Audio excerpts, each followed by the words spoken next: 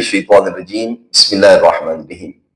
हजरत इमाम अली अलैहिस्सलाम इरशाद फरमाते हैं कि गुनाह तीन तरह के हैं। एक वो गुनाह है कि जो बख्शे जाएंगे, दूसरे वो गुनाह है कि जिनकी बख्शिश की कोई उम्मीद नहीं है, तीसरे वो गुनाह है कि उनके बख्शे जाने की खुशी भी है और ये भी हो सकता है कि माफ न हो। तो हर इंसान इस दुनिया में ये चाहता है कि हम गुनाहों से महफूज रहें। अगर आप भी चाहते हैं कि हर किस्म के गुनाह से महफूज रहे तो मौला अमीरुल मोमिनीन अलैहिस्सलातु वस्सलाम ने इसके लिए एक अमल बताया है। वो अमल क्या है? नमाज फज्र के बाद, नमाज सुबह के बाद 11 मरतबा सूरह इखलास यानी कुल हुवल्लाहु अहद इसकी आप तिलावत करें, पूरा दिन गुनाहों से महफूज रहेंगे इंशाअल्लाह।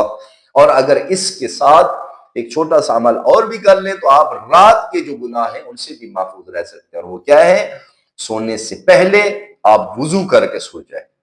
इसके बहुत ज्यादा फवायद हैं, तमाम निजासात दूर हो जाती हैं और इंसान का जो दिमाग है वो अच्छा सोचता है, यानी आपका इबादत की तरफ रुझान ज्यादा बढ़ता है। और रिवायात में है, आपने बारहा सुना होगा कि जो बंदा वुजू करता है हर एक कतरे के साथ कई हजार फरिश्ते पैदा होते हैं जो उस इंसान के लिए दुआए मगफिरत करते हैं। दुआ है अल्लाह के दुआलम हमें और आपको हर किस्म के गुनाहों से महफूज फरमाए। अस्सलामु अलैकुम व रहमतुल्लाहि व बरकातहू।